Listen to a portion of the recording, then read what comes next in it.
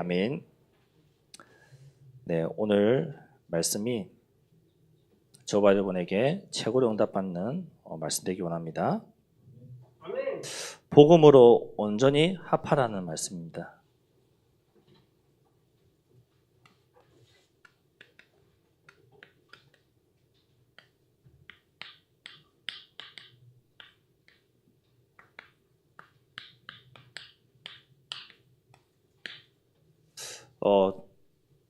서론에 뭐라고 말씀하시냐면요.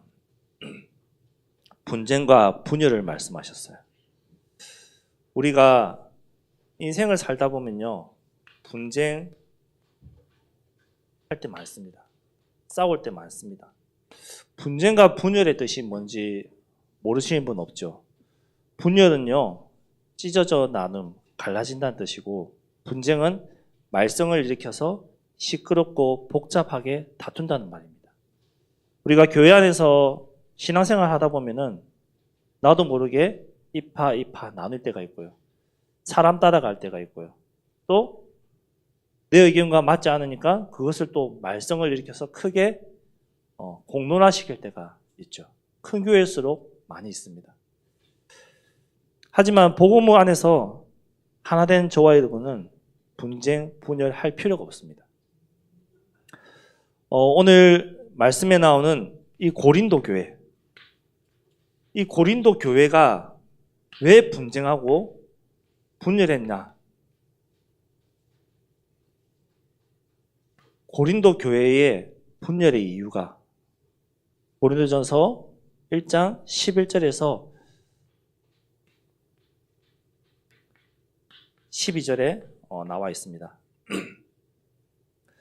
쉽게 말해서 11절에서 12절에 뭐라고 말했냐? 쉽게 말해서 고린도 교회를 설립한 바울파, 그리고 철학적 지식과 모든 것이 풍부했던 아볼로파, 또 사도 중에 대표가 누굽니까? 베드로잖아요.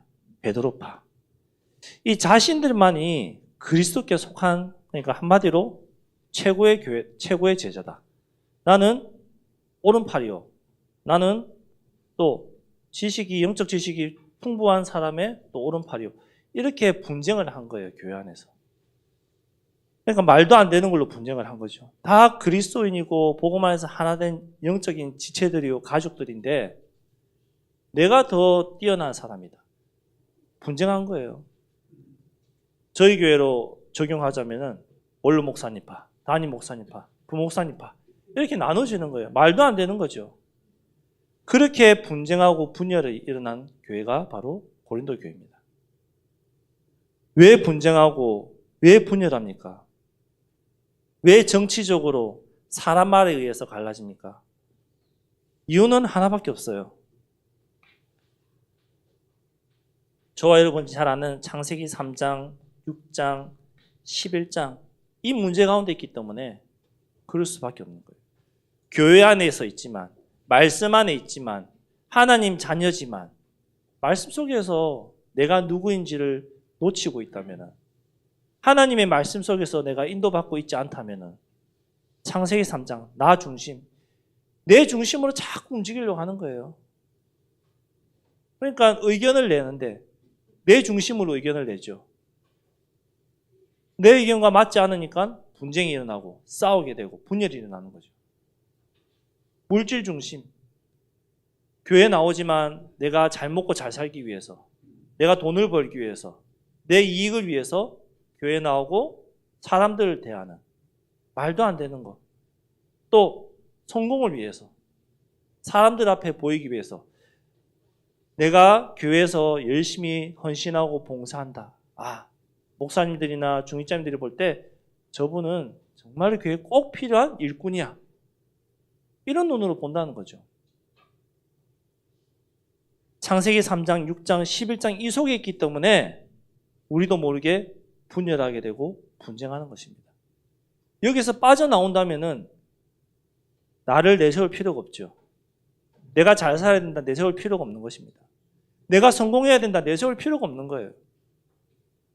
그런데 이 안에 있기 때문에 우리는 하나님 떠난 인간으로서 하나님 만난 하나님 자녀지만 끊임없이 이 가운데 속게 되고 빠지는 것이죠. 자칫 잘못하면 저와 여러분도 분쟁과 분열을 일으키는 존재가 될 수 있는 것이죠. 그래서 뭐라고 말씀하셨습니까? 복음으로. 이 복음은 살리는 것이잖아요. 복음으로. 복음이 무엇이냐 알아야 되겠죠. 복음은 무엇입니까? 로마서 우리가 봤던 말씀에 잘 정리하고 있습니다. 로마서 1장 2절에서 4절에 예수 그리스도가 복음이다. 정확하게 말씀하고 있습니다. 복음은, 저와 여러분의 복음은 목사님 말도 아닙니다. 예수 그리스도입니다. 하나님의 말씀입니다. 그것이 복음입니다. 그렇다면은 로마서 1장 2절에서 4절에 말하는 이 복음, 그리스도는 누구냐? 그리스도는 뭐냐? 그리스도는 어떤 분이냐? 질문해 볼 필요가 있죠. 이 그리스도는 창세기 3장 근본 문제를 해결하신 분입니다.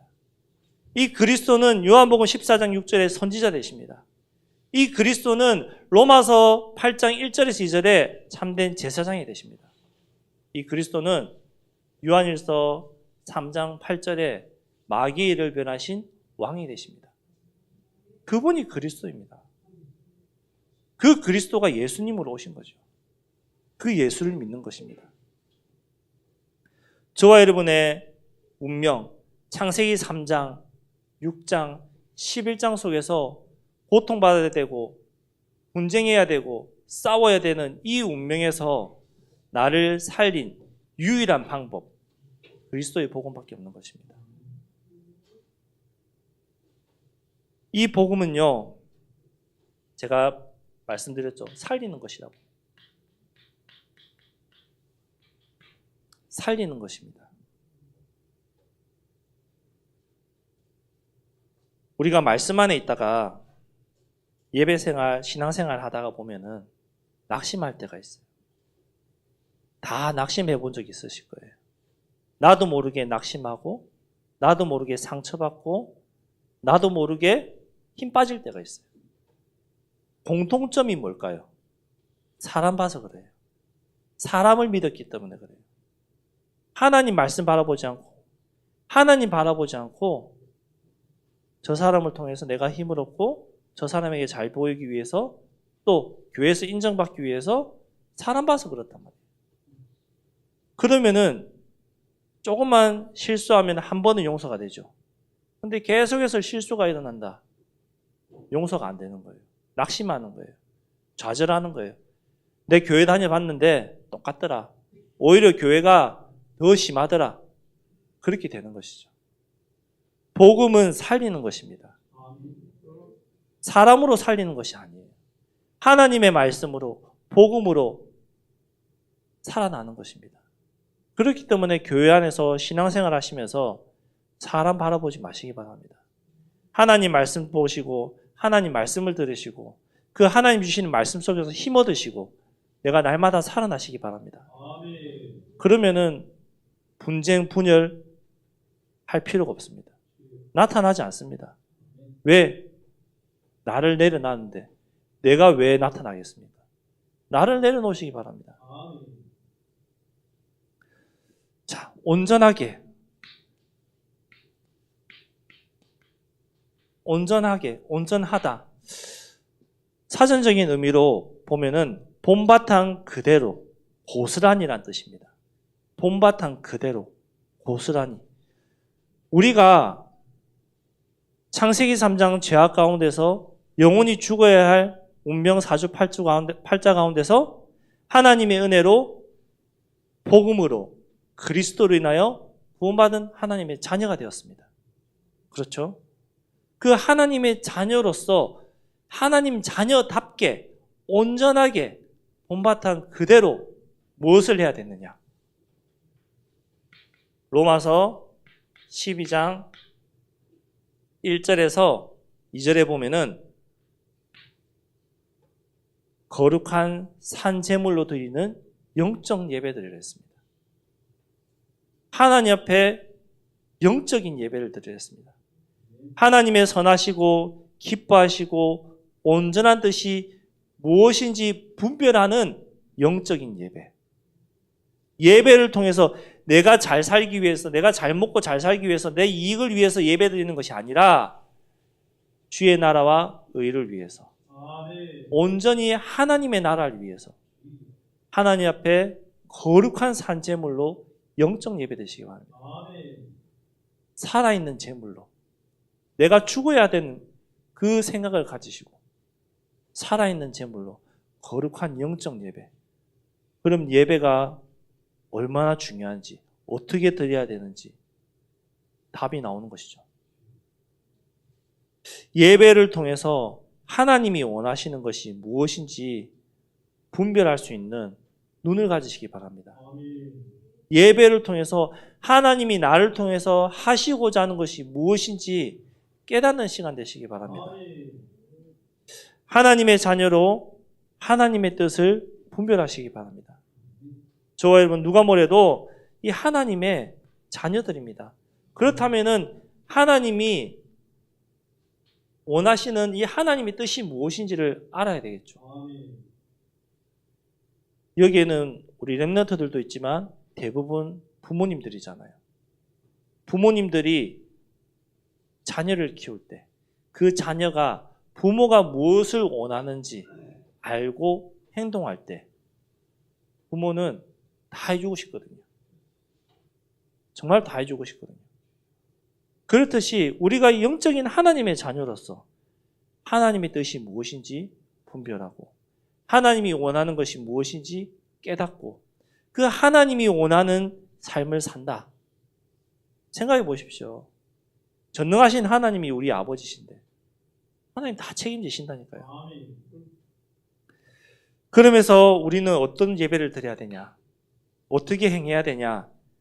하나님께 드리는 진실된 예배와 기도를 하시기 바랍니다. 진실된 예배, 진실된 기도. 누가 제일 포장 많이 할까요? 목회자가 제일 포장 많이 하고요. 그 다음에 누굴까요? 중직자님들이고요. 그 다음에 평신도들이죠. 물론 우리 렘넌트들도 마찬가지고요. 하나님 앞에 진실된 산제물로 거룩한 영적 예배 드리시기 바랍니다. 정말로 내 모든 것을 내려놓고 안 되면 안 된다고 하나님 앞에 솔직하게 기도하시기 바랍니다. 전능하신 하나님이니까요.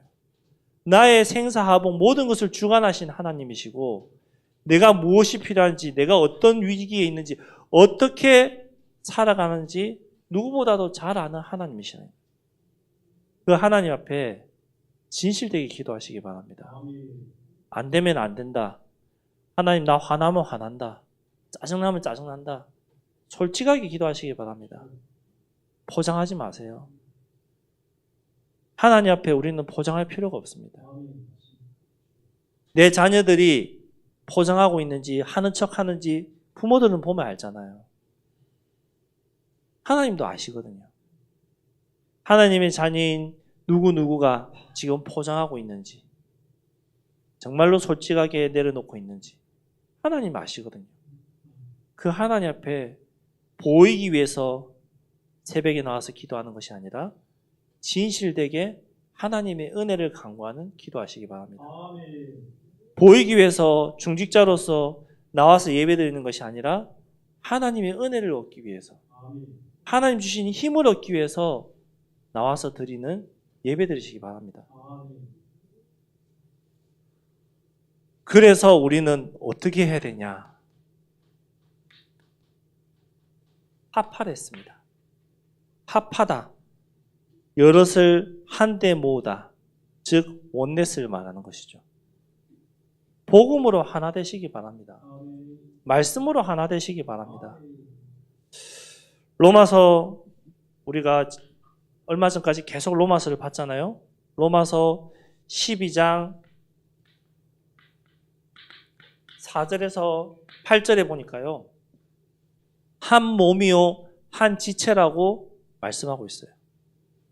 우리는 복음 안에서 한 몸이에요. 한 지체예요. 지금 아프신 분들도 많고 또 힘든 분들도 많잖아요. 병적으로 아프신 분들. 내 손가락이 찢어져서 꿰맸는데 얼마나 아파요. 그렇죠? 일을 하다가 내가 손을 다쳐서 병원에서 수술을 했어요. 근데 이 손 하나 때문에 온 신경이 손에 집중되어 있고요. 이 손 어디 안 데이려고 조심하고요. 행동하고 또 물려면 안 된다니까 얼마나 조심합니까? 왜죠? 내 몸에 있는 것이니까. 그러면은 말씀 안에서 복음 안에서 한 지체된 우리잖아요. 조금 부족한 사람도 있고 조금 연약해 보이는 사람도 있고 내 마음에 안 드는 사람도 분명히 있어요. 없을 수가 없어요. 없는 곳은 어디냐? 하늘나라밖에 없어요. 한 지체요, 한 몸인데 품어야 되잖아요. 감수할 수 있어야 되잖아요. 내 자녀가 마음에 안 들다고 발로 차버리고 너 나가라고 문 닫을 수 있을까요? 안 되죠. 내 자녀니까. 저와 여러분은 복음 안에서 한 몸이요, 한 지체입니다. 6절에 우리에게 주신 은혜대로 받은 은사가 각각 다르다고 말씀하고 있어요. 하나님이 개인에게 따라 은사를 다르게 주셨어요. 섬기는 자, 또 나서는 자, 또 열심히 봉사하고 물질로 섬기고 거기에 따라 하나님이 각각의 은사를 주셨단 말이에요. 나와 다르다고 해서 무시할 필요가 없는 것이죠. 나와 다르다고 해서 저 사람은 이렇게 할 필요가 없는 거예요. 거기에 따른 은사가 다르기 때문에 우리 몸을 생각했을 때 우리가 몸 중에서 그나마 가장 조금 지저분한 곳이 발이잖아요. 발 대신 손의 역할을 한다. 손으로 여러분 걸어보셨어요? 우리 젊었을 때 아이들 엎드려 버텨서 발 들고 손으로 걷기 한 번씩 해보잖아요. 얼마나 힘듭니까? 발은 발이 할 일을 해야 되는 것이고 손은 손이 할 일을 하는 것이 하나님이 나에게 주신 그 은사대로 하나님이 나에게 주신 업무대로 일하는 것입니다. 그래서 인정하시기 바랍니다. 우리 성경 한 군데만 찾아보겠습니다. 골로새서 3장 8절에서 17절.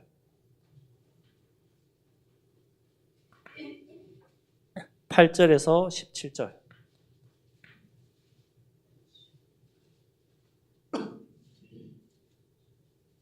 골로새서 3장 8절에서 17절에 우리 조금 길지만 교독 한번 해보겠습니다. 제가 먼저 8절 읽겠습니다.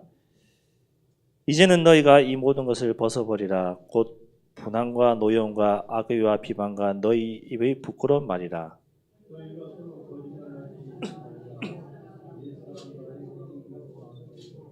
새 사람을 입었으니 이는 자기를 창조하신 이의 형상을 따라 지식에까지 새롭게 하심을 입은 자니라.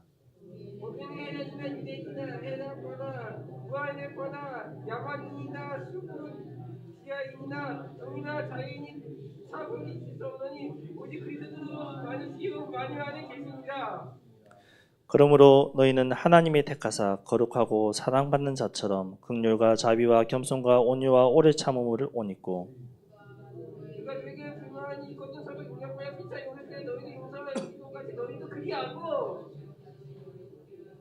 이 모든 것 위에 사랑을 달아 이는 온전하게 매는 띠니라.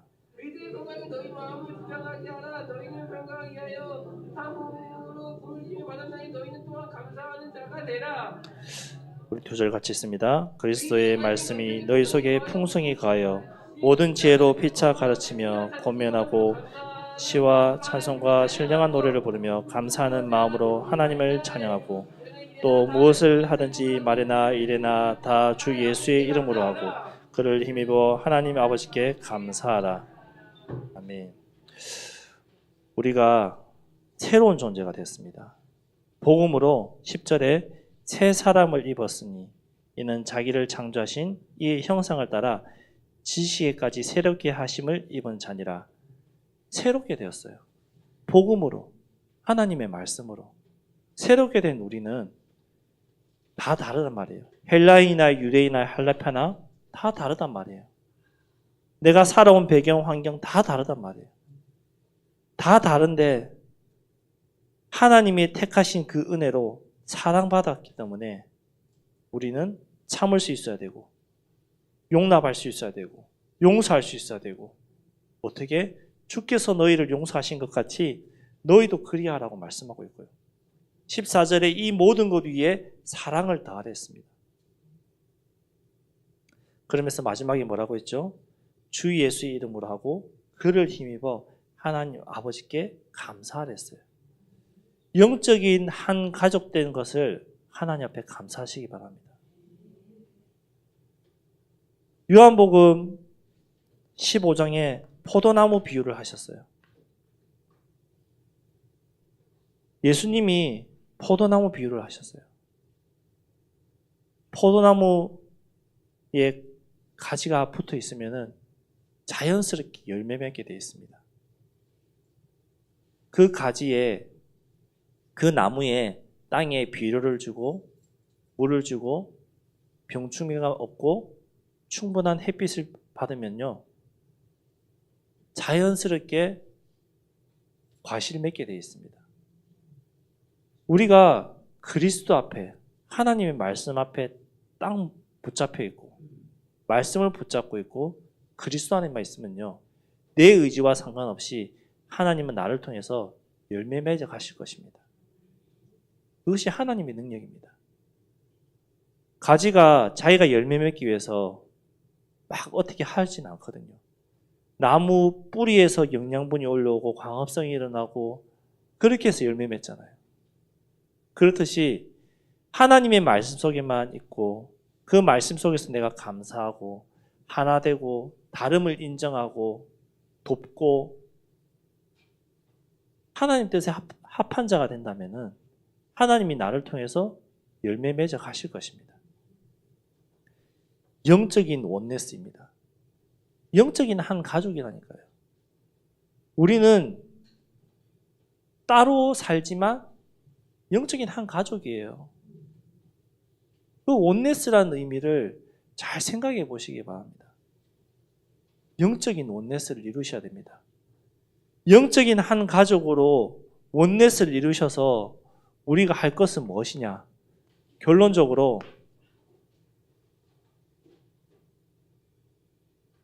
복음으로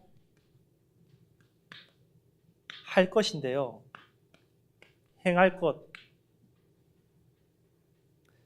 내가 복음으로 무엇을 행할 것이냐? 하나님 앞에 우리가 진실되게 기도하고 질문하면요. 우리 다 알아요. 우리 렘넌트들도 알 수 있어요. 하나님 앞에 정말로 진실되게 예배드리고 기도하고 질문한다면은 내가 주를 위해서 어떻게 살아야 될지 다 알아요. 근데 무엇이 안 되죠? 실천이 안 될 뿐이에요. 내 이익 계산이 들어간다니까요. 내 욕심, 내 동기가 들어가기 때문에 인정이 안 되고 하기 싫은 거예요. 내가 손해볼 것 같으니까 안 되는 거예요. 그 부분을 내놓으시기 바랍니다. 우리 17절에 말씀하고 있죠. 오늘 본 성경 마지막 17절에 어떻게 살라고? 그리스도께서 나를 보내심은 세례를 베풀게 하려 하심이 아니요 오직 복음을 전하게 하려 하심이로되 말의 지혜로 하지 아니함은 그리스도의 십자가가 헛되지 않게 하려 함이라. 즉 이파 나누어서 네 편 내 편으로 나누려고 그리스도께서 십자가에 죽으신 것이 아니란 말이에요. 복음으로 너를 살리기 위해서 너를 구원하기 위해서 내가 죽은 거예요. 그것이 복음이에요. 헛되지 않게 사람의 말로 말주변으로 그 사람을 꼬시고 그 사람을 내 사람으로 만들어서 그 사람한테 충성하게끔 하려고 너에게 복음 준 것이 아니라 이 말이에요. 우리가 복음으로 정말로 할 것은 뭐냐? 분열과 분쟁 속에 있는 나를 찾아오신 그 주님이 우리에게 주신 생명에 감사하고 이 복음을 알게 하심에 감사하고 깨닫게 하신 그 주님이 우리가 온전히 본바탕 그대로 복음인 그대로 합해서 행할 것이 무엇이냐? 계속 같은 말인데요. 영적으로 하나됨, 즉 영적 한 가족이 되어야 됩니다. 가족들은 무엇이 필요한지, 무엇이 부족한지 다 아는 것처럼 복음 안에서 영적으로 한 가족된 우리가 이 성도님이 이분이 지금 무엇 때문에 힘들어하는지, 왜 교회 못 나오는지, 무엇 때문에 말씀을 못 듣는지 그 이유를 알고 기도할 수 있어야 되고요. 도울 수 있어야 되고요. 찾아가 볼 수 있어야 되죠. 영적인 가족이니까. 영적으로 하나 되시기 바랍니다. 이 영적으로 하나 돼서 그 다음에 행할 것이 뭐냐? 바로 전도와 선교의 증인되는 것입니다. 5인 1조 영적 한 팀이 되어서 동아프리카 선교 지금 인도받고 계시잖아요. 영적인 한 가족인 우리가 기도해야 되는 이유가 여기 있는 것이죠. 또 내년 1월 이제 정말 얼마 남지 않았어요. 우리 주일학교 랩런트들 약 선생님들과 21명이 갑니다. 필리핀을 21명이 가는데 우리가 화요일부터 어제부터죠. 40일 집중 금식 기도를 시작했어요. 우리 랩런트들하고 아침, 점심, 저녁. 제가 이 말했을 때 여러분 머릿속에 랩런트들이 금식할 수 있을까? 이 생각 들죠. 근데 괜찮아요. 왜? 의미를 알고 하나님 주신 힘을 얻어야 되니까. 기도해 주시기 바랍니다. 동아프리카 선교를 놓고 또 어떻게 우연찮게 하나님이 하신 거겠죠. 40일 금식 안에 또 선교 먼저 떠나셨어요. 그 금식 기도 안에 또 우리 랩런트들이 자기들 것만 기도는 안 하겠죠. 동아프리카 선교도 함께 기도하면서 전도와 선교를 위해서 금식하면서 랩런트들이 결단해서 기도하고 있거든요. 저 개인적인 거룩한 욕심을 가지자면은 이번 선교를 통해서 우리 주일학교 랩런트들이 인생의 전환점을 맞았으면 좋겠어요. 정말 그 인생이 뒤집어질 만큼 변화되는 충격받는 영적으로 충격받는 그런 소중한 응답의 시간이 되었으면 좋겠어요.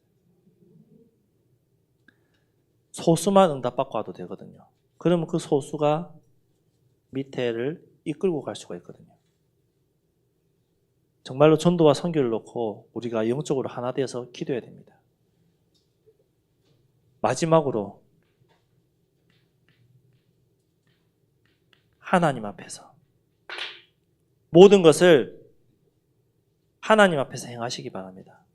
포함되어죠. 하나님 앞에서. 나의 나됨을 하나님 앞에서. 내가 이 자리에 와서 예배드리는 것도 사람 앞이 아닌 하나님 앞에서.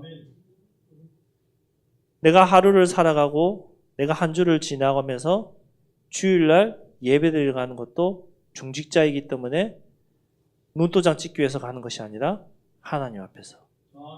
은혜 받기 위해서. 내가 살아나기 위해서. 말씀을 맺겠습니다. 복음으로 온전히 합하됐거든요. 복음으로.